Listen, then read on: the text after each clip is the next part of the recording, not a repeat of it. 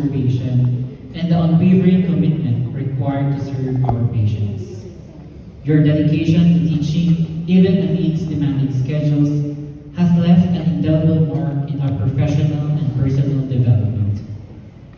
We are profoundly grateful for your unwavering support, your constructive critics, and your belief in our potential even when we doubted ourselves.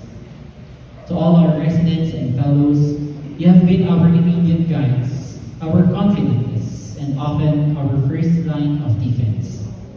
You walked alongside us through countless rotations, late night and challenging cases. You showed us the ropes, answered our endless questions, and patiently corrected our inevitable mistakes. You demonstrated what it means to balance responsibility with empathy, to navigate high-pressure situations with grace, and to always prioritize the patient's well-being. Your energy, your dedication, and your willingness to share